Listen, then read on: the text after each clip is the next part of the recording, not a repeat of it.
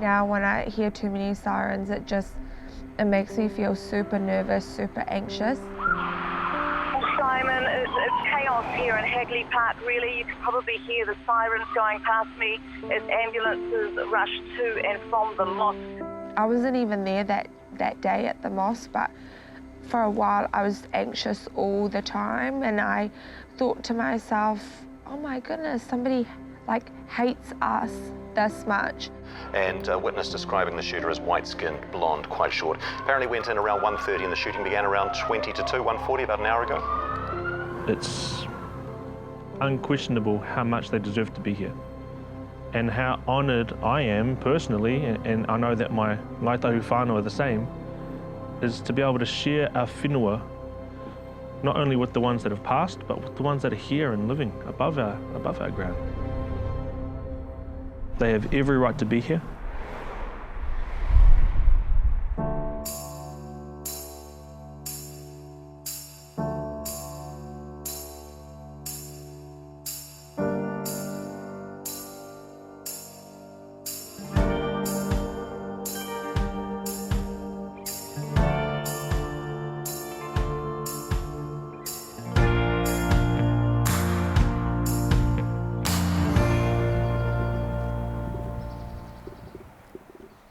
Oh, my sister.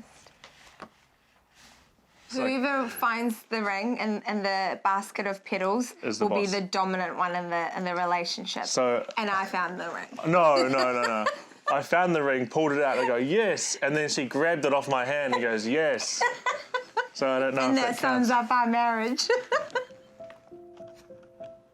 We had two different weddings. So we had the Pakistani wedding, and then we had our New Zealand wedding, and we had the ceremony at the marae. And this is my kurawai that I had on for the day with my dad. My dad's wearing his Pakistani outfit. We're the first one ever, probably, to actually marry someone out of our whānau, out of our culture. So that was a big hurdle to get over. Our families are really tight. It's hilarious because they're so similar.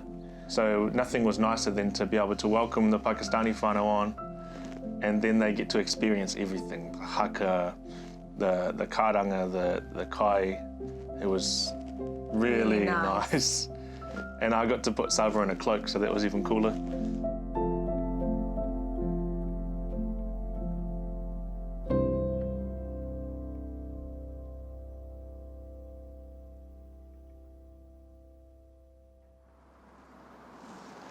So we were in Melbourne with Tyler's sister. I got a message from my friend, and she said, hey Saba, we are near a restaurant near the mosque, and a guy came in saying that there was an attack. We knew that two of our family members were missing, but you just think, oh yeah, things will be okay.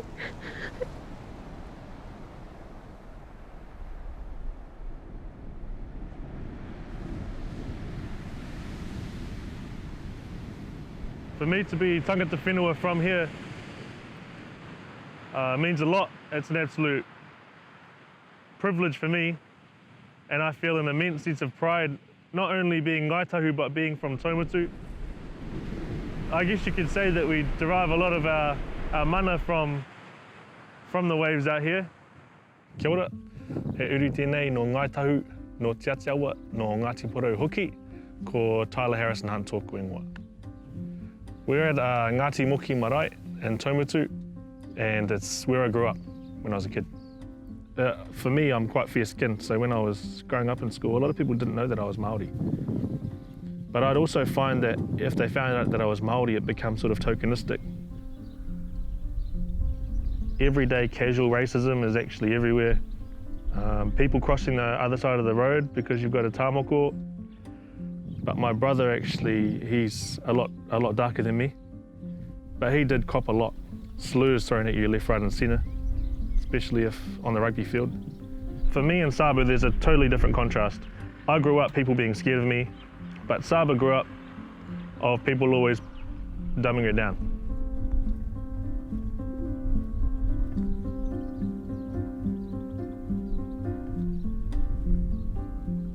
Mon nom Sabada ze Pakistan naia, or Pakistan she ze Peshawar she astidala, ze New Zealand ta rogalia machi kala ze 8 years old va.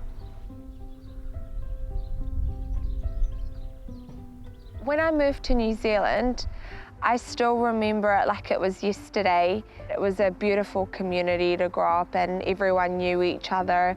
It was a really nice place to start our journey in New Zealand. Growing up Muslim in Christchurch, to begin with, when I was younger and I first moved to New Zealand, I didn't really find it too different. Because when you're young, I feel like you're naive to the world. And I would say the first time I ever felt different being a Muslim in Christchurch was when the September 11th attack happened. You know, kids were coming up to me saying, the people that did it were Muslims and they were terrorists. Does that mean you're a terrorist? I didn't know what a terrorist was, and I had to go home and talk to my family about it and ask them, like, are we good people?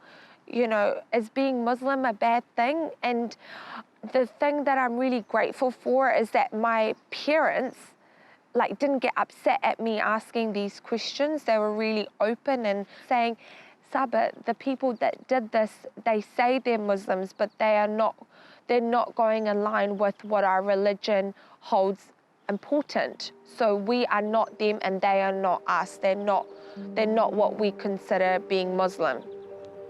Sami Allahu liman hamidah. Allahu Akbar. We pray 5 times a day. The thing I found with this prayer is really logical for me. It's good for your body and joints. You'll see 70, 80-year-olds still being able to go down and up. In a lot of the Western world, you won't see that. For me personally, praying is, you know, like meditation. It gives you a moment of silence and just, you know, resetting your brain a little bit. 6 years ago when I converted, I walked into Al Noor Mosque. It was during a Jummah prayer, a Friday prayer. I'll be honest, I was shit scared. I was scared as. See 300 fellas in the room, and I went up to go and do my Muslim profession of faith. It's called a Shahada. The next thing I see after I did that was 300 people standing up in the room and embracing me and cuddling me and hugging me, saying, welcome, welcome, welcome. In Islam, you're not allowed to push your religion onto somebody. It's a sin. You're not actually allowed to do it. There's no compulsion in the religion. The question I had was, what do Muslims think of other religions? And it said that all religions are our brothers. All people of religion are our brothers and our sisters. That's what it said in this book. I was like, okay, this is crazy. This is pretty cool. That was one of my big burning questions for me, was how aggressive is this religion if I'm reading through it and all I'm seeing is aroha, all I'm seeing is patience. I just remember my uncle when he moved here, he absolutely loved New Zealand. I love you. He would say, Saba, you walk down the street and people say hi to you and they don't even know you.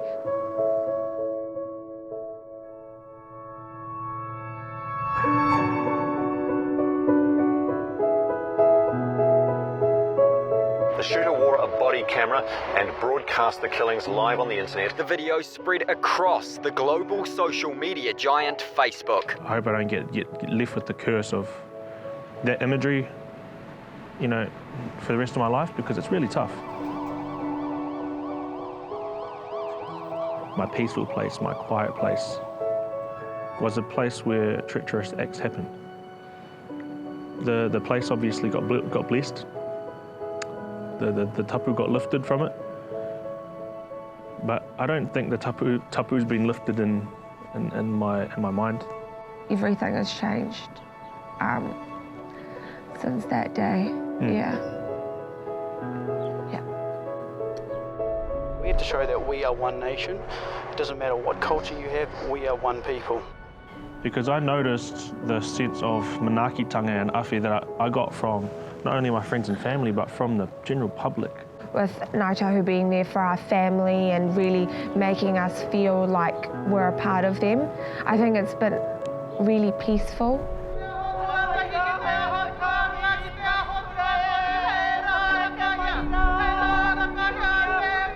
And especially being away from Pakistan where I don't have, you know, my extended family around, and Ngāi Tahu being so good to my family, I think it's made the process of not feeling so lonely.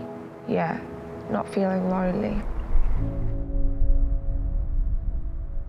I think aroha means more than just love. I think it means the willingness to embrace. That's another great part of being tangata whenua. It's in our blood.